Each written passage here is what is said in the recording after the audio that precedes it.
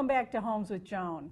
Appreciate Keri coming back with me today to do our part 2 of the buying process. We didn't have a chance to get all the way into it as deep as we wanted on our last segment. So today we're going to talk basically about inspections, appraisals, and title. So we're going to get a little bit deeper dive into each one of those areas, once again being the whole team that puts this purchase together for you. So welcome back, Keri. Thank you. Thank you. Great to be back. Yeah. So we can get, so as agents, we have to manage a lot of different steps during the process. Of course, one of the fun steps for us is taking our buyers out to look at the homes that they would look at to find their new dream home. It takes a minute. Sometimes it's that very first house you walk into, and then other times you were super excited, you're purchasing your home, and then the next step is inspection. And then something might not show up that you're as excited about. So there's many processes in buying that home. So today we're going to start with the inspection phase. One of the first questions we usually have is, so how do I find an inspector, or where do I get a home inspector? What do you think? What do you kind of mention to your buyers? So I always say, if you've had a past experience, you know somebody that you're confident in, to me, you want somebody that does this full time, that has the tools, that has the resources, that knows what they're looking at when they see what they, out there in the home. Mm-hmm. If there's not somebody that you know, like, and trust to do your home inspection, then we have resources, because we're at the home inspection with our buyers, mm-hmm. and we see the ones that we would recommend or would not recommend. Anybody that I think both Joan or I would recommend are going to be somebody we would use ourselves for a home inspection. They're going to get up in the attic. They're going to look in the crawl space. They're going to have the ability to test for radon or know a professional that can do that. They're going to have the ability to run a sewer scope. That people don't understand that during the home inspection period, it's your due diligence to check anything and everything you want. If you want to inspect the septic, but the sewer line, a lot of people think is the responsibility of the city. It's city sewers, but it is your responsibility as a homeowner from the house to the city connection. So that's something, you should have scoped during your home inspection, because that can be a very expensive rude awakening after closing on a home if there's a collapse in it or something needs to be replaced. So finding that home inspector, you can ask around. We have resources. We're always going to give you several recommendations so you can find somebody that you have confidence in. And that's a good point, because remember that this home inspection is your home inspection. You are purchasing it. You make a contract with that home inspector to provide what it is you need. So keep that in mind. This is yours. You're purchasing it, and you want to make sure that whatever you're purchasing in that home inspection is going to give you the information you need to make a very important decision as to moving forward with this home. How long does a home inspection take? Generally speaking, it really would depend, in my experience, how large the home is and how far, like Keri had mentioned, are we going to do a sewer scope? Are we going to do a septic test? Are we going to do a well test? Are we going to do a radon test? There's lots of different avenues that your home inspector will talk to you about as to what it is you want to do with that home and what you want to have tested. So generally speaking, our home inspections take about 4 hours, depending on all those tests that you have coming in. And it's a head to toe. It's, we always find the mysteries, normally, I don't know about you, in the basement or the attic. That's where you're going to find concerns that, may pause that purchase. And also, a lot of sellers aren't going in their attic on a regular basis, so they're not aware what's going on up there. When I think the biggest secrets are usually revealed up there, but that's why you're paying an inspector to go up into those spaces and check those spaces out. Also, for me, a couple of the inspectors I recommend bring more than one with them. So they might do, one does more of the mechanicals and one does more of the opening and closing of windows and checking the electrical. So that can make an impact too in how long the inspection takes. If there's multiple of them or someone separate doing well and septic and doing the home, sometimes it might be a 2-hour inspection. And it doesn't necessarily mean the longer the inspection, the more thorough. Some inspectors have a system in place that takes, and a lot of it has to do with what they reveal too. If they're explaining a lot to you along the way of stuff that's coming up, it might take a little bit longer than if very little is coming up along the way as well. So some of my buyers are wondering, what do I do during the inspection? Like, where do I go? What's my role? To the inspection? Do you come to the inspection? Exactly. You know, so what I always say is, this is your time. This is your time. You've paid for this. Ask as many questions as you feel comfortable. This is your purchase. You want to make sure that any question you may have regarding this home can be potentially answered by your inspector. They might not know the answer in some cases. I'm not saying that they won't, but it may take another level of professional to take a look at it. And if you really trust your inspector and they know what they're doing, they will give you the best resources available if they find something in that inspection that someone else may need to come and take a look at. Because in some cases, home inspectors are not licensed mechanical contractors. So you may, if they find something in their superficial review of the heating and cooling system, they may recommend you have a heating and cooling contractor come out and take a deeper look. So I always say, ask questions, be prepared to ask any of those questions that, are of, importance to you. And I always recommend, if possible, if there's multiple buyers come to the inspection. If there's, if at all possible, as agents, we're at the inspection. Yes. As the buyer, you're at the inspection. The inspector's there, and it's a wealth of information for you to know where also gas shutoffs are, water shutoffs are, where where's your electrical panel located? If in case of an emergency and you need to shut off something, where do the sprinklers come in, and so you understand how to use and how to, in case of an emergency, handle what's going on in your own home. Yeah, and so what you'll get at the end is a report. It depends on, the type of inspector you have, but at the end of this, you're going to, or should receive, an inspection report. If you don't, I would have an inspector that gives you one. Because in all reality, you need to have that in writing, what they found. These pictures help us as we further negotiate if something does go south on the deal, or we need to know why we may need to renegotiate something because the inspector found something. So you're going to get a report that belongs to you. You're paying for this report belongs to you.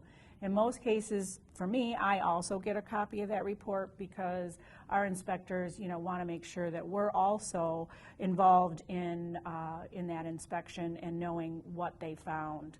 So and that's with the buyer's permission that we get a copy of that, and it helps us to negotiate on their behalf. Or if anything, it's something that in my situation, I put it in their file, and every once in a while I'll get a buyer that says, "Hey, I didn't save my inspection report. Do you have a copy of it?" Sure, let me send this over to you. So it's a tool book for them, and what's going to come up in that inspection is going to be a lot. I've never in my career attended a home inspection that there's not pages and pages, even in new construction, even in condos, that stuff comes up, but it's to your comfort level. My recommendation as far as that with what's coming up in the inspection, looking for major health and safety concerns, major expenses that weren't known when you offered on the home.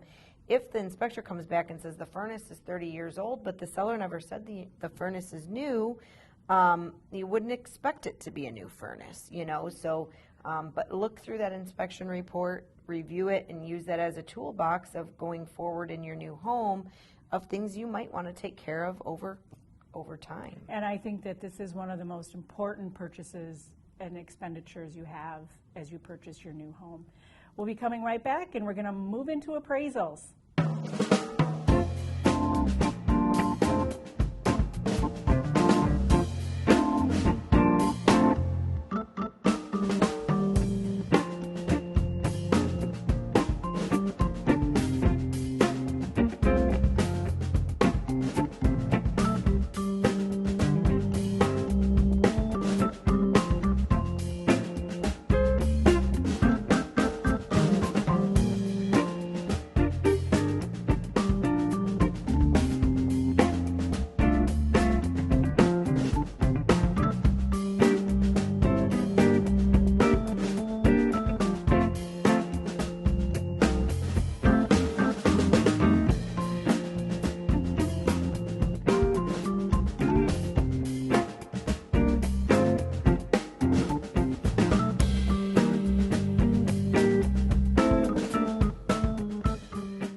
welcome back. We could probably, Keri, talk for another hour on inspections only because it is such an important piece to that purchase. And we just want to make sure that, you do take the due diligence on that very important purchase, that you know what's going on behind the walls in a sense. So please, take time to, and keep your budget in mind that is something you'll want to do. Anyone who waives inspections, I am not a proponent of that, and there's also some legal ramifications if you really choose to waive inspections. I don't know how you feel about that, Keri. I'm with you with that. I also think a question that comes up a lot is like, hey, my brother really knows homes. Should he do my home inspection, or again, it has to be who you as a buyer love and know and trust, but I would want somebody that has the tools to test for moisture, that has the tool to test for gas leaks, not just looking at the foundation of the home and is at the home level, but a true professional. And for me, I wouldn't use my uncle who's a builder. For me, I would use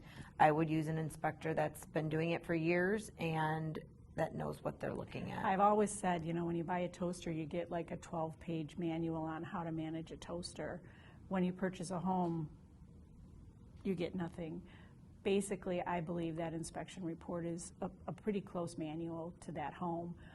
It'll give you information for years to come. So once again, I don't want to, bang you over the head on that, but I do because of its importance. Yeah. So we're this segment we're going to be talking about appraisals. Appraisals is the next phase. Once we've reached our process, we've had our home inspection. We're ready to move on. We've renegotiated if necessary. Not all the time do you need renegotiate after inspection. Yeah. But the next step is onto appraisal. Who does the appraisal? Where does this appraisal come from? Yeah, that's a very good question, and I think one thing for people to understand when you're out there buying a home is that not every transaction requires an appraisal. If you're paying cash for the home, then there's no bank involvement and you're not required to have an appraisal. You can still pay for a private appraisal. As professionals, we'll provide comps that will be kind of in a similar fashion to what an appraiser will do. But if you're getting a loan and the bank does not waive your need for an appraisal is a must-have in order for your loan to be financed. And that appraisal is paid for by the buyer, and we don't have a decision, or we don't make who is selected as the appraiser. That is a lottery done by your bank. We have no control over that. Correct. So the appraisal is basically going to go in your home. They're going to figure out how many bedrooms, how many bathrooms, square footage, acreage, what is your home compared to in the current market? And that's like what Keri said, we've done. That's why we've been able to establish a price on that home. And in all honesty, appraisers use the same information that we use. Of course, they're the professional appraiser, so they have tools that give them a little bit of a deeper dive on some things, but this is purchased by you through your bank, and your bank is the one who sets up the appraisal. So that's why a buyer needs an appraisal, is because of your bank. It does fall into a relationship between you and your lender. So that's always a good question to ask your lender, what do your appraisals cost, because that's another variable in purchasing a home when you're thinking about all this money you're spending. Where's it all going? And does that have to be paid in advance, or can it be paid at the closing table? Great question for your lender as well. With the inspection, that has to be paid in advance. That can't be paid at closing. Sometimes the lender will allow for the appraisal to be paid for at closing. Most of the time, that's a fee that's also paid up front. And with both the inspection and the appraisal cost, if for some reason you back out of the home due to either of those items, those are not fees that are reimbursed to you as a buyer. So the cost varies depending on also if it's a home that's far out or a little bit more difficult to appraise. Sometimes there'll be a little extra cost involvement with that. If there's an appraisal management company, they may take a little portion. So questions for the lender that we don't usually get behind, but we help support in that or facilitate you making sure that you're asking the right questions. And I do know that appraisal day is always a little bit of a difference, because you will want to leave your home in most cases. You don't have to, but once again, they're coming to just really take a quick view of that property. They'll take pictures of the outside because they use that when they go back into their office to calculate out that appraisal. There's times where me as a listing agent will be there and also offer the comps that I came up with to help in tandem with the appraisal.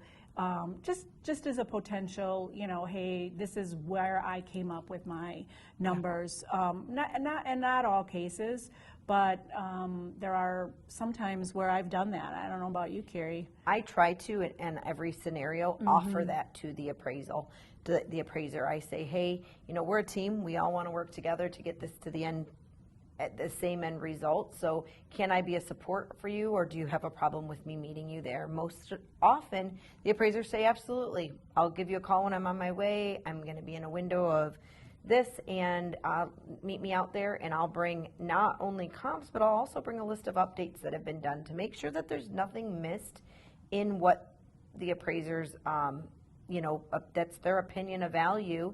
And if they don't catch that there's been the kitchen was completely updated, which they should see when they're in the home, but there's a difference between painting the cabinets or replacing flooring than completely updating an entire kitchen. So any updates that have been done to the home, I bring that if the appraiser's amenable. If they're not, some of them I think feel like you're trying to step on their toes, and they just say no.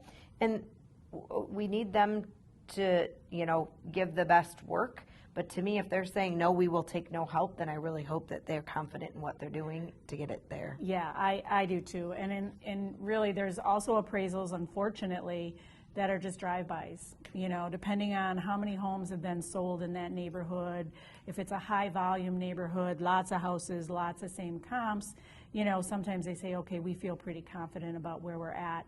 Like Keri said, if you're out and you don't have as many comps, then there may be a difference. But in all actuality, and I feel very proud of myself, and I'm sure, Keri, you feel very proud to say that my appraisals and market value have not been an issue with my listings. Sometimes on the buy side, it's a little bit different. It's another time when you have the opportunity to talk to your other agent, your co-agent on the deal, to say, hey, can we come to a middle ground? Absolutely. With that.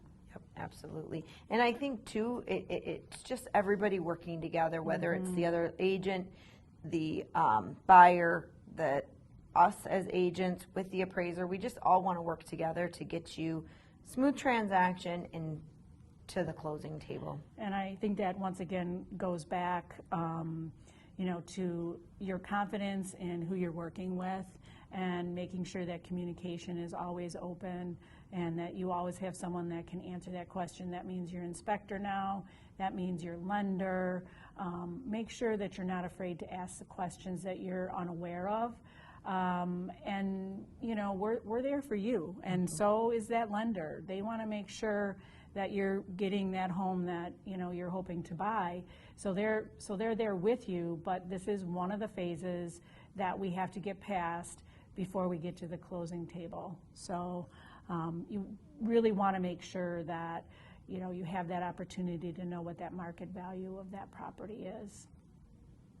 So we're going to come back. We're going to talk about title. Not all that fun to talk about title because we don't do a lot with title, but we want to let you know what it means to really get to the closing table and the partners that you make as you journey to that table. We'll be right back.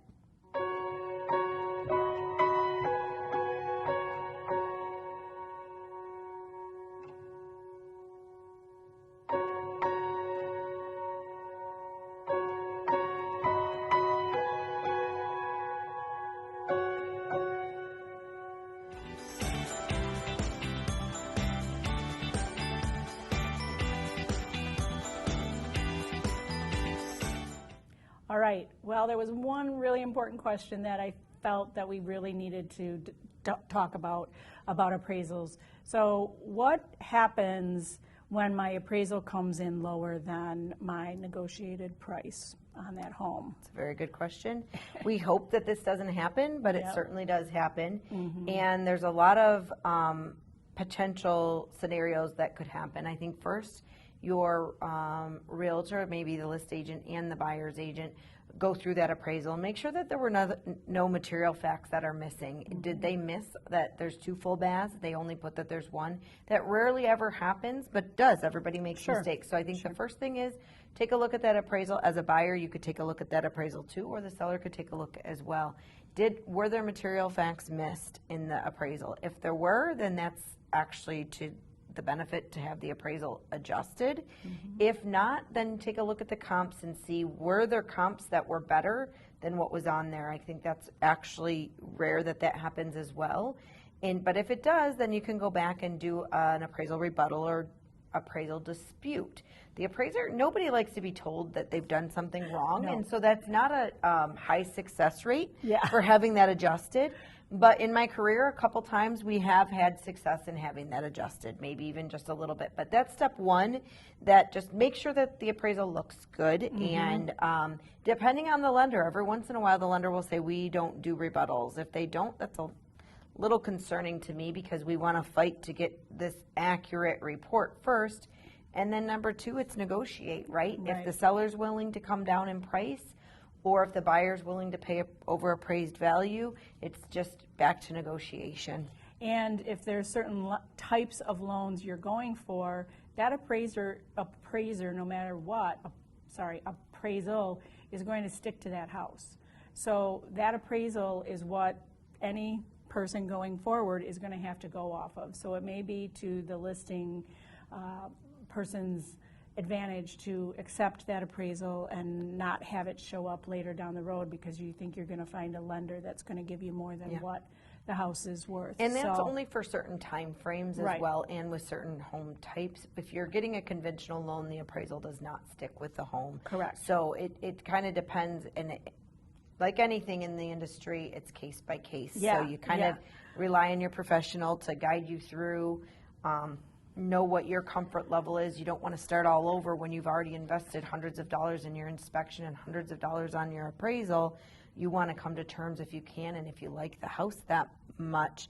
And from a seller's standpoint, it's most likely, if it's a good appraisal and yours came in low, then the next one's going to come in low too. So unless they get somebody that's willing to pay over appraised value, that might be just a scenario that hopefully you can work out. Right. And in most cases, I think it Yeah, does. and I think in both Keri's and my career, really, we've been able to negotiate that. Once again, it's how you're approaching the situation and, how willing you are to really, learn and listen to what's going on and being given the advice that you need to have to make that good decision. So now we're going to move on over to title. So title is a really important person in your team. Once again, you can choose your title if you want to. However, we also have title companies that we're very comfortable with. We know, how they do their work, how it's a very important piece to your purchase, because they're really letting you know that this home is free and clear of any liens, any unpaid taxes, any easements that the property may have on it. It's their job to what we call clear the property of anyone else's ownership to that property.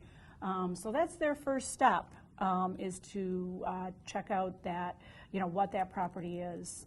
I sometimes, with my listings, with a title company, I'll do what's called a pre-list. So we can know up front if we're going to be looking at any issues in regards to liens or anything on a property. Sometimes homeowners don't even know they have a lien, right? Yep. Or they forget that they took out of an equity line. They might have a zero balance on it, but if it's associated with that property, it's something that needs to be addressed at closing. And so sometimes I think they forget. Every once in a while, there's a mortgage that's inaccurately recorded over the wrong tax ID number. And I've had a few scenarios where there's something like that that's not even the seller's valid lien, but it's recorded on the property and it has to be addressed before closing. Right, which would be removed, which is normally a really simple thing. You just contact that lien holder and say, oh, this never got recorded at the county. So basically, it's called insurance. You're going to have to purchase property title insurance. That title insurance rate is set by the state. So those rates aren't different depending on which title company you use. It's their auxiliary fees and charges that they may ask. So as professionals in knowing title and the importance of title, we would probably refer you to someone that's fees are more marketable and competitive in the industry. So it is an important thing to ask questions about title. Sometimes it's just put right into your purchase agreement, and if your agent isn't talking you through your purchase agreement, you may not even know what the title company is all about. Absolutely. Right. Absolutely. Understanding what that means. Yeah. And with title insurance too, if you as a buyer have a relationship with a title company, make sure and talk to your agent about that. And you can use whatever title company you want. If not, like Joan said, we'll refer you to somebody who we use regularly, we recommend, we trust, we'd use ourselves, and has competitive fees or lower fees than anybody else in the industry. Right. Because at the end of the day, the rate's the same. That's set by the state. We don't get to change those. And lots of times people say, well, I don't need insurance. What do I need insurance for? I don't want insurance. Well, first of all, it's actually your lender's going to demand that you have. Yeah. Because remember, your lender's name is also on that property. So they have responsibility to make sure before they give you a loan that your title is free and clear and no one else's name is going to be on that property as part owner. So as even, in new construction, this can be a big thing, is if your builder had a lien put on a mechanical issue and no one knew that it wasn't a free and clear property because there was this lien that was put on the home because the builder didn't pay the contractor. Once again, I don't know if we could really go down all the avenues of how that can happen. Lots of times people who have lived in homes for many years had no idea that there was an easement to a driveway, and they didn't know that that was a part of their property. Yeah. So I think it's really important that you have to have that clear title. Title insurance, it's required on the buy side. On the sell side, it is as well, because you have to make sure that it's clean. That's how I feel about it. I mean, I know all my sellers have to pay insurance to say that if anything were to come back to me in so many years, that I have insurance that the title company is going to pay that and not us. And what policy is used is what's in the title, in the purchase agreement. And typically the seller pays for the title insurance, and that is all what's written in the offer that's accepted. And so you follow that and make sure that it's free and clear so that you can get to closing. Yep, and then they're going to be that final person with you at the closing table. They are going to have all of those documents and they're going to hand you a really nice pen full of ink that you're going to be signing your name to. They are the person at that closing table, be it buyer or seller, lots of times two different title companies, and they work in tandem to get all the documents signed that's required for the sale of that home.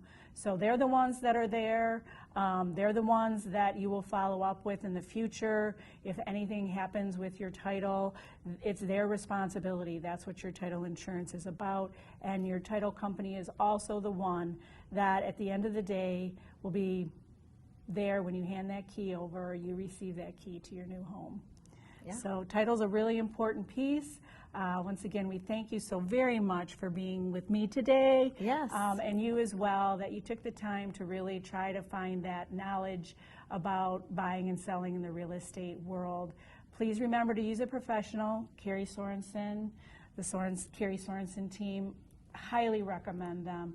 And then, of course, Joan, if you feel like giving me a call, I'm available as well. Absolutely. So thank you, Keri, once again, and to you. Hope you all have a wonderful day.